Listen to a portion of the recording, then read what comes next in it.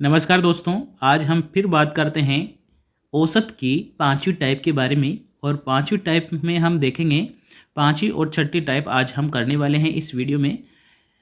हमने पहले first part में दो टाइप डिस्कस की, सेकंड पार्ट में हमने तीसरी और चौथी टाइप डिस्कस की। आज हम टाइप डिस्कस करने वाले हैं पांचवी और छठी टाइप। पांचवी और छठी टाइप डिस्कस करेंगे। बहुत ही मज़ेदार क्वेश्चन हैं और परीक्षा में भी यहाँ से क्वेश्चन आते हैं। ठीक है, परीक्षा में भी यहाँ से क्वेश्चन पूछे जाते हैं। तो आज हम बात करने वाले हैं उन अच्छी से अच्छी टाइप के बारे में।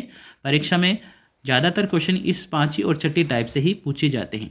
वीडियो अच्छा लगे तो लाइक और शेयर करना है। चैनल अभी तक सब्सक्राइब नहीं किया है तो सब्सक्राइब कर लीजिए, बेल आइकन प्रेस कर लीजिए ताकि आने वाले सभी वीडियो की नोटिफिकेशन आपको मिल जाए। तो बात करते हैं पांचवी टाइप के बारे में। यहाँ पर क्वेश्चन है, यदि 20 परिणामों का औसत 30 है तथा 30 अन्य परिणामों का औसत 20 है। जब भी इस प्रकार से क्वेश्चन आए कि 20 परिणामों का औसत 30 है और 30 का 20 है, 20 का 30, 30 का 20, जब भी संख्या रिपीट हो यानी कि 20 का 30 परिणाम, 30 का 20 परिणाम हो तो औसत माध्य दो तरीके से हम सोल्व कर सकते हैं। पहला हम डिस्कस करते हैं इसका जो बेसिक कॉन्सेप्ट है जिसको बोलते हैं संयुक्त माध्य। संयुक्त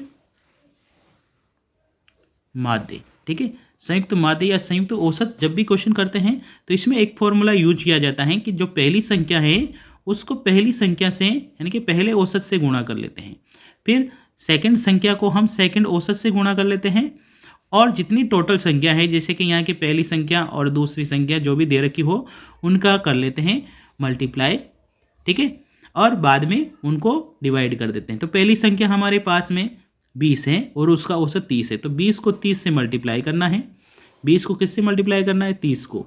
और 30 संख्या का औसत है 20, तो 30 को मल्टीप्लाई करना है 20 से, ठीक है। और संख्या टोटल कितनी हो गई?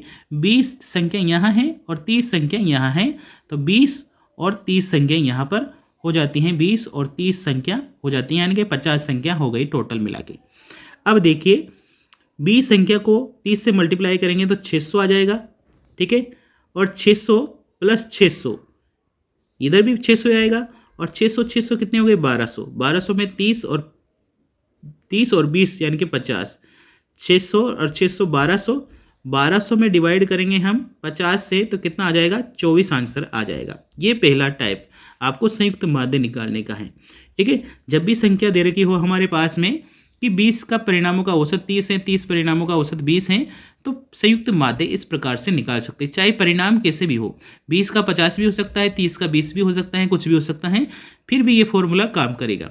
संयुक्त माध्य का ये बेसिक फॉर्मूला है और ये बहुत ही हाई लेवल क्वेश्चन जो कि स्टैटिक्स सब्जेक्ट में ये क्वेश्चन ऐड किया जाता है। यहाँ पर दो ही संख्याओं का औसत नहीं, यहाँ पर जितनी भी संख्याएं हैं उनका टोटल किया जा सकता है। जैसे यहाँ पर और भी क्वेश्चन पूछ ले जाएं कि 20 परिणामों का औसत 30 है, 30 परिणामों का औसत 50 है, 60 है, 70 संख्याओं का औसत इतना है, ठीक है। तो यहाँ पर संख्याओं का औसत को मल्टीप्लाई करते हैं आपस में और उनकी जो जितनी संख्याएं हैं उसका भाग दे लेता है, ठीक है। और इससे भी इजी क्वेश्चन जो चैप्टर इजी टाइप है इसको ट्रिक के माध्यम से सोल्व कर सकते हैं हम।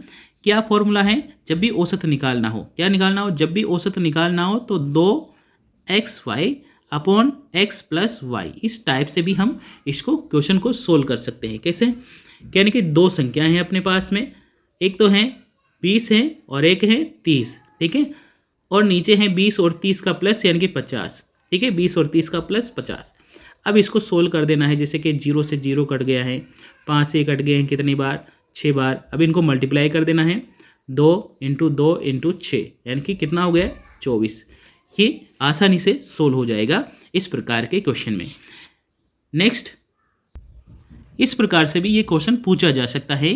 किस प्रकार से? कि राम 20 किलोमीटर प्रति घंटे की चाल से स्कूल जाता है तथा 30 किलोमीटर चाल से वापस घर आता है, तो औसत चाल ज्ञात कीजिए। जब भी इस प्रकार के क्वेश्चन आए तो यही फॉर्मूला यूज करना है आपको और आसानी से हो जाएगा क्वेश्चन को। 2xy upon x plus Y यानी कि 2 इंटू दो संख्याएं अपने पास में 20 और 30, ठीक है।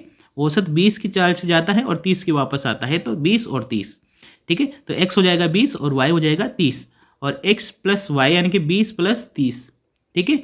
यहाँ पर भी वही सेम क्वेश्चन पैटर्न लगेगा, इन सबको मल्टीप्लाई कर देना है, ठीक है। या लिख दो यहाँ पर और काट दो, ठीक है, कैंसिल कर दो, यहाँ पर 50 हो जाएंगे, 50 को 0 से 0 काट दिया, ये जाएगा 6 और यहाँ पर भी आंसर आ जाएगा 24, ठीक है।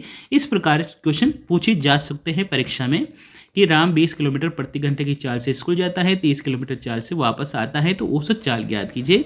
जब इस प्रकार से क्वेश्चन आए तो आपको यही टाइप लगाना है और आसानी से आप क्वेश्चन को सोल्व कर पाएंगे। जाहिर है आपको समझ में आ गया होगा क्वेश्चन को। नेक्स्ट बात करते हैं नेक्स्ट टाइप 6 टाइप के बारे में। और यहाँ पर एक क्वेश्चन है जो कि बहुत ही बड़ा क्वेश्चन लगता है आपको पढ़ने में, लेकिन आसानी से ये क्वेश्चन सोल्व हो जाएगा। एक क्रिकेट टीम, ये परीक्षा में बहुत ही बार पूछा जाता है। एक क्रिकेट टीम में 10 सदस्यों की औसत आयु, जो 10 सदस्य हैं उसकी औसत आयु 30 वर्ष है, ठीक है। यदि उनके साथ कप्तान को भी शामिल कर लिया जाए तो औसत आयु 2 से बढ़ जाती है, तो कप्तान की आयु ज्ञात कीजिए। अब यहाँ पर कितने खिलाड़ी थे भाई, तो यहाँ पर 10 खिलाड़ी थे और उनका औसत कितना है 30, तो आपस में मल्टीप्लाई करेंगे तो टोटल कितना हो जाएगा, टोटल हो जाएगा 300।